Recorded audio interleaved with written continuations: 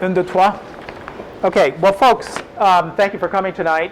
I don't know what you usually do, but I was asked to speak about some topic called startup considerations. So as some of you probably know, I've done a few startups in my life, and there are lessons learned that I would like to share with you. Nobody taught me these lessons. Even though I did work at the Harvard Business School for 3 years, I never got an MBA. But I did pick up a lot along the way, but mostly by learning by doing. And so I'd like to share with you some considerations tonight. I'm going to go through 9 sets of considerations here fairly quickly, hopefully in 2 minutes or less each. So we're going to gun through these, and then if you have any questions, there'll be time at the end. But I want to suggest that for those of you who brought pen and paper or your computer or whatever, you may want to take notes, because I think these considerations may come back to you later on, and it might be helpful to have a kind of checklist of thoughts as you try to deal with some of the issues I'm going to raise tonight. So, point number 1, high-tech versus small business. What's that all about from your point of view? Are you in a high-tech, scalable business, or are you in a small business startup? Any small business startups here? Are you all high-tech? Well, here's the question. Here's where I'm heading. What's the difference? So what's the difference? I want to tell you what the difference is, at least from my perspective, so you can keep this in mind. And I think it's important to differentiate between a high-tech, scalable type of business and a small business startup, because especially in this town, there's a small business orientation, and I think a lot of folks don't really get that the high-tech startup, scalable type businesses really are coming from a different place. They're going to a different place, and they have different needs. Okay? So, high-tech. Some of the key characteristics of high-tech type business is very rapid development. Everybody is on a tear. They are scalable. They intend to grow very quickly, very large. Their intention is an acquisition or an IPO. Right. They typically have a need for investment capital. Angel capital, venture capital. And finally, what they're looking for is they're looking for low-cost, temporary space to get started. Okay. Now let me contrast that with what small business needs are. Typically, small businesses are going to be lifestyle businesses. They're your mom and pop storefront type businesses you see on Main Street in every city in the country. They are looking for bank loans. They're looking for lines of credit. They are not looking for venture capital. Okay, they're not looking for investment money. They're typically going to lease their space, or they're going to own their space. And that's very different from we in high tech are looking for. And they're going to be networking in the Chamber of Commerce, whereas you guys or folks in high tech businesses are going to be networking in communities with other people like you. All right, probably not the Chamber of Commerce. So those are some of the key differences. Now, let's move on to entrepreneurial motivation. What motivates you as an entrepreneur? How many of you are starting up your own businesses? Hands high. All right, okay. So what motivates you as an entrepreneur? Anything? Helping people.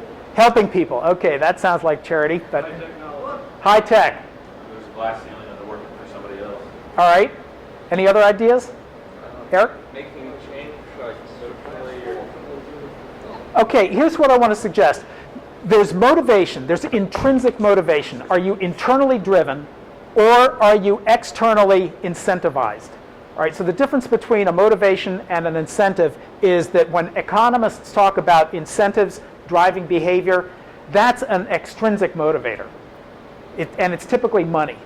All right. Not so necessarily with many entrepreneurs. Entrepreneurs are driven by an intrinsic motivation. Nobody's telling them what to do. They have this intrinsic drive to do what they want to do. They typically have a vision. They typically have a vision of the way things could be, or the vision of a product or a service that other people don't necessarily see.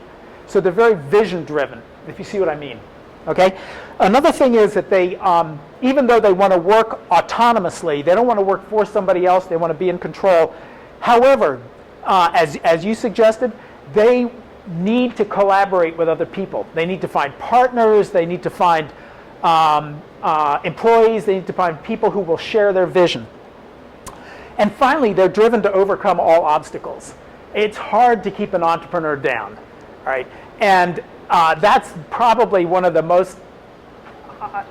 hardest things to deal with, is overcoming the obstacles that are in your space. And very often they're obstacles that other people haven't had to face before, so it's not like you can turn to somebody else and just get an easy answer for how to overcome the obstacles to achieve your vision.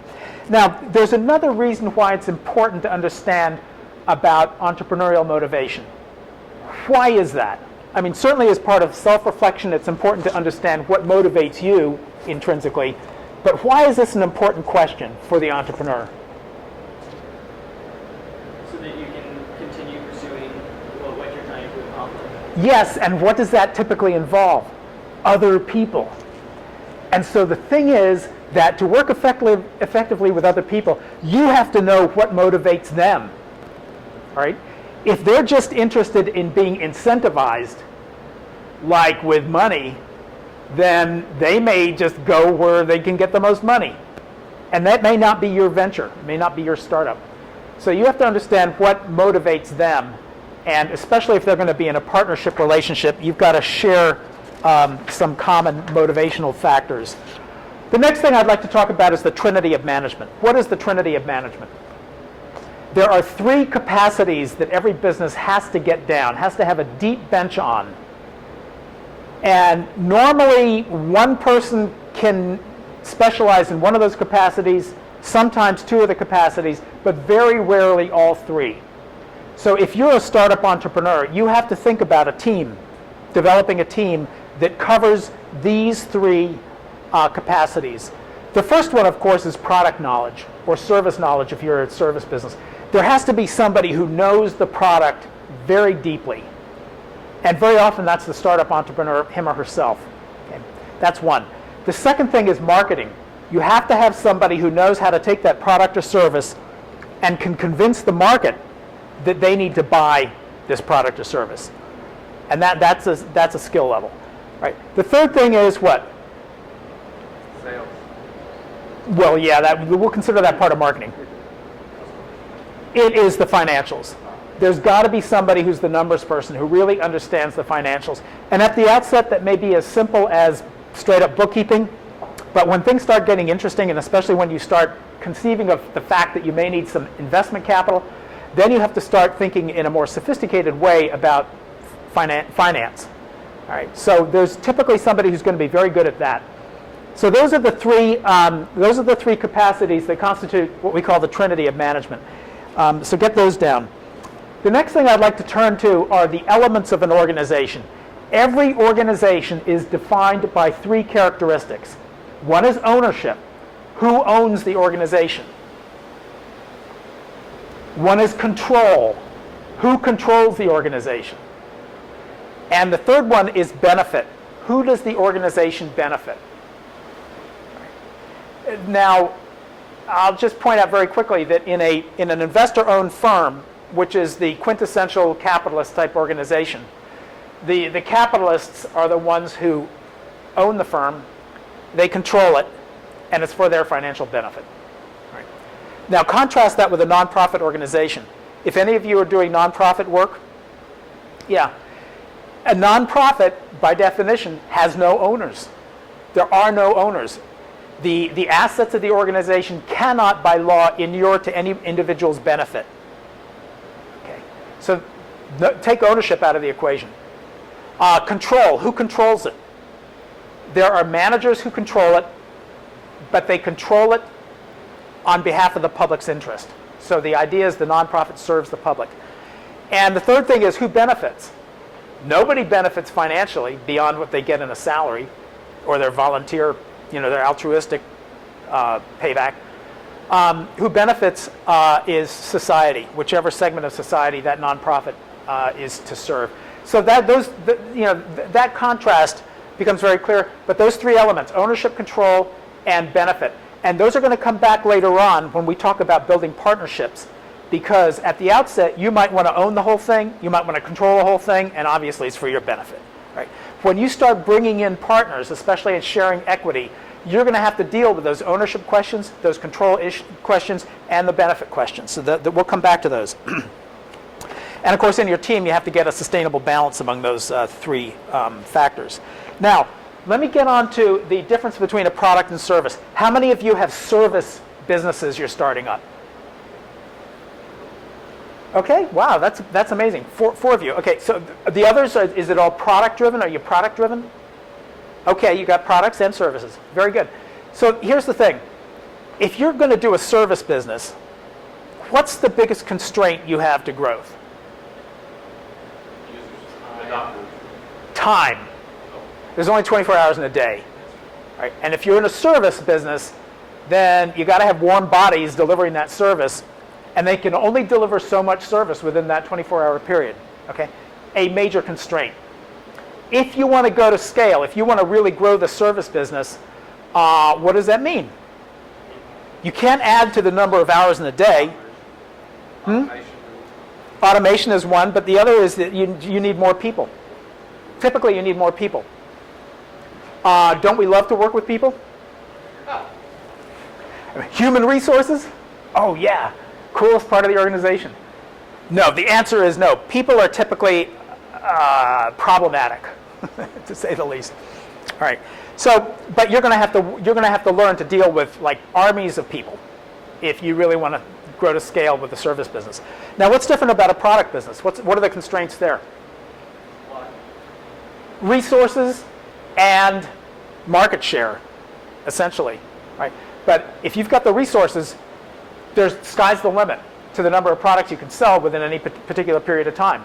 Okay, so there's much greater potential upside in a product business. Now, if that product is digital, if you're selling electrons, there's virtually zero cost to that scalability. How exciting is that?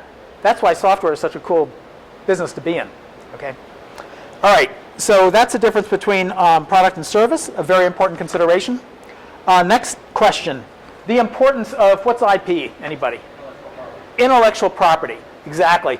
How old were you when you first learned about intellectual property? 40?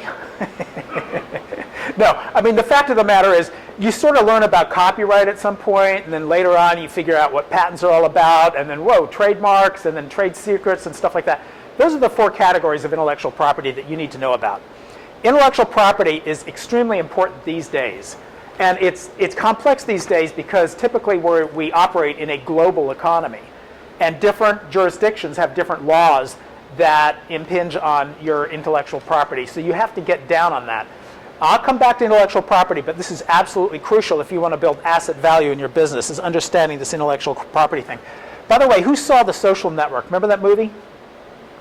Who did not see The Social Network? Really? Whoa, how do you explain that? Have you heard of it? Okay, so you know it's about Mark Zuckerberg, and it's about Facebook.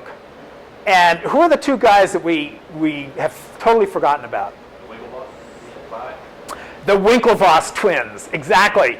And by the way, I just learned today that in the movie, they're supposed to be identical twins, right? So are they played by identical twins? They're played by two guys who are not related, and you only see the face of one of them. The body is provided by this guy who's like pretty cool looking, and the other guy's pretty cool looking, but they only chose one face, and later on in the movie they erased this other guy's face and put in the twin's face so they look identical. Amazing. Okay, what was their fatal error? This movie, I mean, even though, liberties were taken in the movie, it does have a very profound lesson for especially folks in the software business.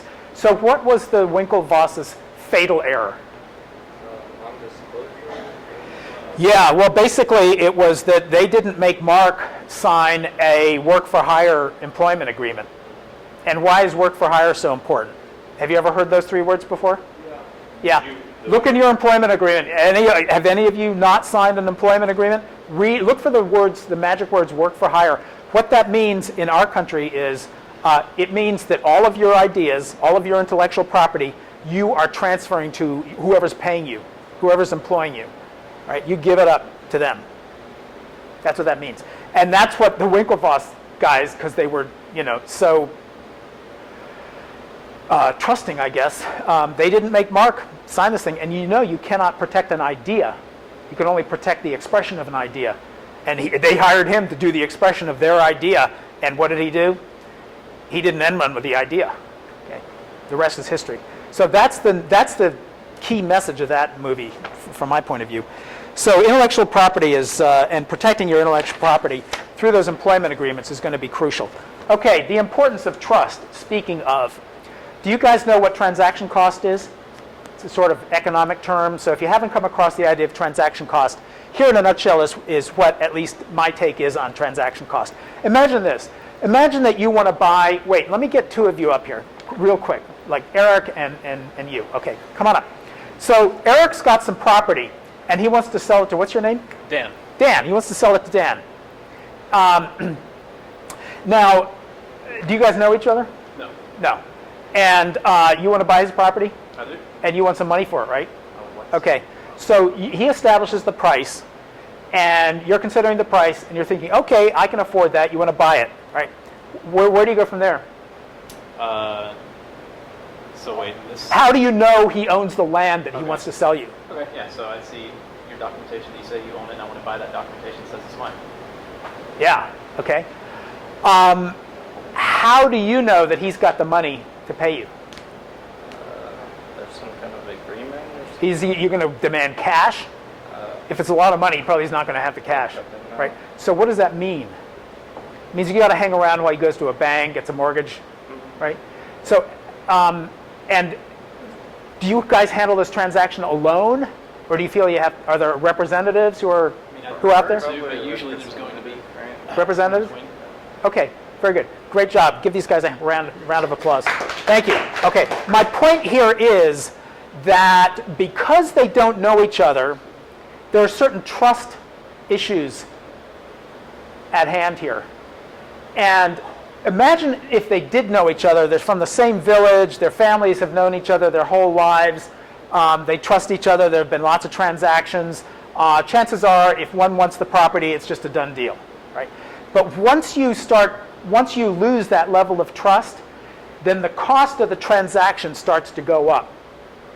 And the greater the mistrust there is, or the less trust there is, the higher the transaction costs. So imagine you go to a certain war-torn country and you want to buy a piece of property for whatever reason.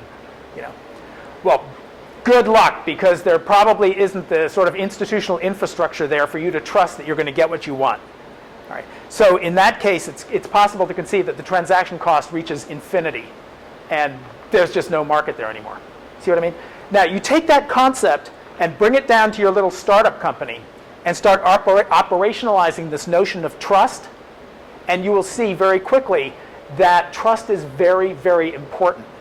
And it's quite possible that you can try to reduce transaction costs by putting in place things like agreements, but sometimes agreements are broken as well. Okay, so trust is going to be really important in your venture. Let's move on to equity. Equity and risk. Here's something. How many of you have partners in your businesses? You have partners? How many partners? One, two, two, One and more. one and more? Okay. How many of you have established equal partnership, equal ownership? One, and the others have not? Why not? Still unclear. Oh, you're still negotiating? Still early. Some people bring more to the table than others. Some bring more to the table than others? Okay. Here's the thing. The empirical research on startups is that if you're an investor, I'm an investor, and I'm going to put money in your company, if you tell me that you're equal partners with other people, immediately your valuation goes down. This is a warning sign. This is a red light. It goes down, which means the cost of equity, the cost of my money, is going to go up because there's greater risk. Right? It's going to cost you more to get my investment if you're equal partners. Why do you think that is? Why do you think that is? Sounds very democratic. They're equal. Say what? Nobody's in control. That's certainly one issue. Controlling who owns the IP, basically. Yeah, that can all be worked out in agreements. I mean, you can be equal owners of the IP. That's not intrinsically a problem. Any other ideas? I think you were getting there. But we didn't take a good hard look at who brings what to the table. Who brings what to the table? That's a really important question. Chances are you're not bringing actually identical value to the table. Maybe different types of, remember that trinity of management? Well, who says marketing is more important than product or finance knowledge? They're all important, but you can't assume they're equally important. Right? And by the way, there's no one right answer to this. It's got to be worked out. And remember back to the question about motivation, what motivates people? So different people may have different motivations and different expectations, and that plays into their sense of value.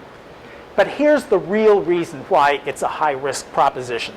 And that is that here's your start date. This is the start date. And as time elapses, whatever your motivations here of equality, chances are, and sometimes these are just life events, someone gets pregnant or someone goes away to school or has to take care of a parent or something like that, you start to get divergence in that equality. And then what happens? Conflict. And when conflict happens, risk goes up. All right? Now, what the venture capitalists understand is life happens. And whatever your good intentions are for equality out here, it probably isn't going to be sustainable going forward because of this divergence issue. So, what's a better solution? Pick a leader. Yeah, I know. You can pick a leader, which is great if you're the leader. And maybe not so cool if you're not, okay? So, yeah, that's certainly part of the equation. But here's the deal. First of all, the equity distribution is the elephant in the room. It's very awkward to talk about this. It's very awkward, especially for the founder, because the founder has it all in his or her back pocket, and probably knows that sooner or later he or she's going to have to give up some of it, but it's going to be a really awkward discussion, And how do you have that discussion? This is one of the reasons that a lot of startups fail out of the box, is because the folks involved couldn't agree on what they perceived was equitable equity distribution. Okay, so the point is you have to have the conversation, however tough it is. Have the conversation. The other thing is, once you have the conversation, it's not over.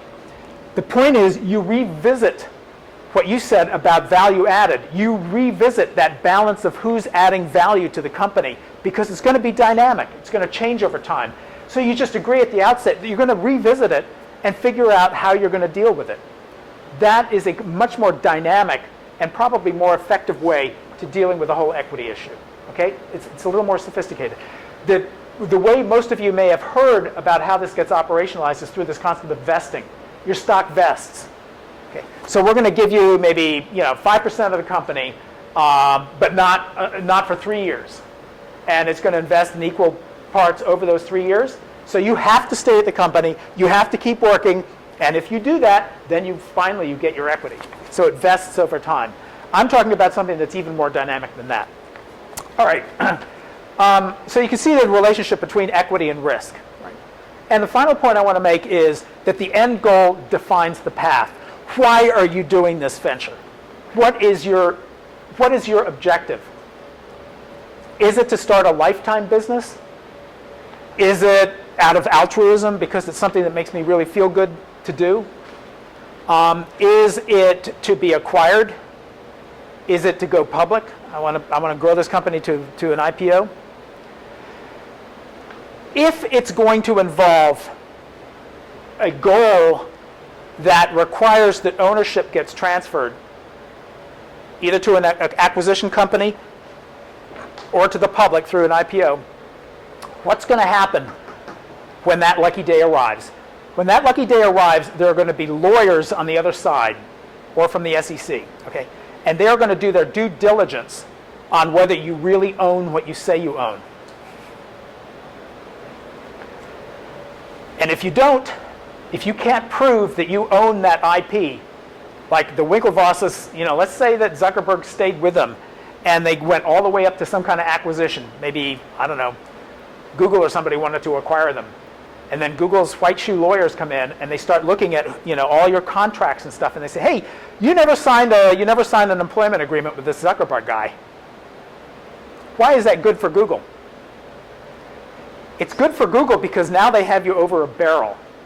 Now they can discount the price you want because there's risk goes up for them because you have not nailed down that ownership, and Zuckerberg can come back and demand $2 billion for his contribution, right? So the whole equation changes. So you have to know what your goal is at the outset. At the outset. And if it's going to involve an IPO or an acquisition, and you work backwards from there all the way back to day one, that means you have to cross your T's and dot your I's on especially the IP stuff. All of this stuff, the employment agreements, the non-disclosure agreements, the trade secret provisions. How are you going to keep this secret? How are you going to keep it a trade secret if you're talking to people about it? How are you going to patent it if you've already announced it in a public presentation?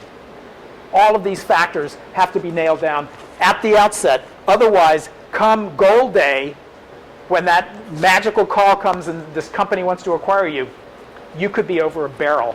And that's a very disappointing place to be in. Follow me? Okay. All right, those are the set of considerations I wanted to bring to your attention. And I'll take any questions you have. Yes? So how would you, what are your recommendations for that conversation about the controlling of ownership? Okay, yeah.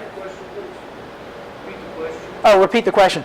So the question is, how do you have that conversation with, I suppose, possible partners about equity distribution, equity ownership?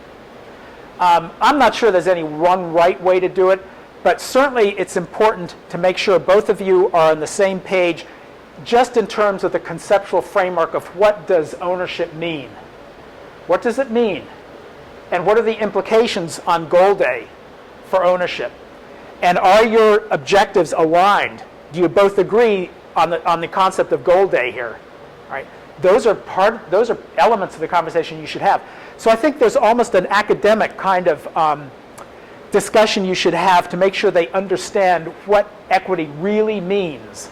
And having a conversation about this concept here, that whatever we agree to today may not be the same downstream. Now, it turns out that founders get a certain bump. They get a certain premium afforded by the fact that it was their idea to have the business.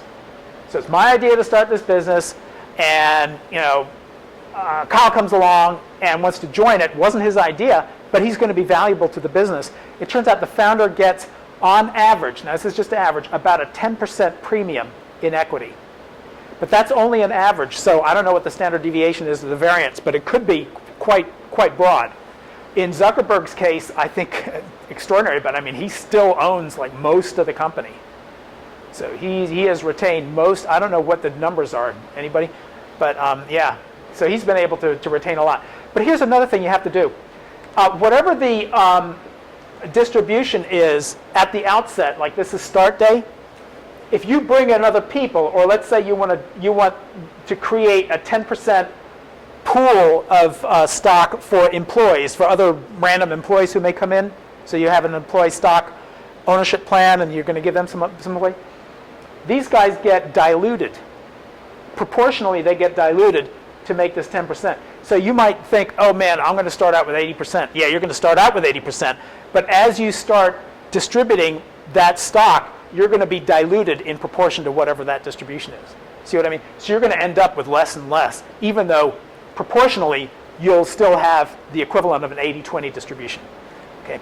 And this becomes very relevant when investors come in, whether it's a whether it's an angel investor or venture capitalist, because they'll have their ideas.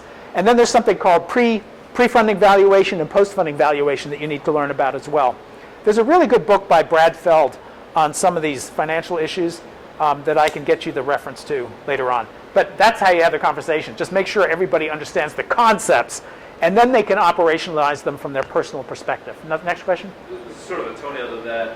This actually came up the other day. Justin Sachs, who some of y'all might know, is friends with Chris and Words and Curse, said there's a website called founders.com. It's no E in the ERS, but founders.com that actually has a co-founder equity calculator. that takes it. You take a survey. I guess all the founders take a survey and then figure out how. It's less fuzzy, so it doesn't take into consideration certain things. But Yeah. And I haven't used it yet, to be fair. Yeah, that's very good. So it's a good idea. You know, there's new stuff all the time, and you know, conceptual tools, calculation tools like that. You go check them out and see what works. None of them are going to be perfect, I'm sure, for every situation. So you'll want to tweak them. But there's, you know, check the web, see what's out there. Good point. Yeah, other questions? So you were talking about how when there are equal co-founders or whatever, how that's a risk and your valuation goes down or whatever from a venture capitalist standpoint. Is Yeah. that like a binary thing? As soon as someone has like 51% or controlling the majority, is that like all of a sudden they're just talking to that person that's controlling more majority, or is it kind of scale like the? Yeah, well, first of all, I don't think it's necessarily arithmetically defined. Right. The red flag is equal ownership. So anything. That in itself is the red flag. Now, any other distribution, you're going to have a rationale for what that distribution is. Right. You know, the investor is going to say to you, you know, why did you come up with that distribution? You know, how do you justify Tom getting this percentage and Sally getting that percentage? It's a reasonable question. But like I say, there's no right answer. Other questions? In our situation, we're a spin out from a parent company, right? So the parent company owns a chunk, and we'll call them founders own a chunk too. What about the split between them? Yeah, well, that's that in itself is an interesting case. Let me just disappoint you again by saying I don't think there's any one right answer. But typically, when you have I'll set this up. Let's say that you have a government contractor, privately owned government contractor, and they have through their work they have created some intellectual property that they think has commercial value. The only thing is they are not very entrepreneurial. They're very good at getting government contracts. They don't know a thing about entrepreneurship. So they had the bright idea, someone whispered in their ear and said, you know, you ought to set up a separate company and commercialize that intellectual property, and they will be entrepreneurial. Now what you're asking is, so what's the appropriate equity distribution between the company and the spinoff? I don't know what the right answer is there, but you better have the conversation. Absolutely. And the conversation isn't just what is it today, but what is it downstream, and what's it going to be on goal day? And you know, are the goals of the parent company aligned with the goals of the entrepreneurs who are going to run the spinoff company? All good questions. You know, no stock answers. More questions that I can't answer. So it sounds like you're saying to have this conversation early and often. Early on. Yeah. And often. Right. I mean, one value in having meetups like this and talking about these things is to raise people's awareness of what some of these issues are, because by the time you find them out on your own, you're sort of at a disadvantage because you haven't had time to process them. Right? So it's really good. The more people who learn about this stuff, the better prepared they're going to be.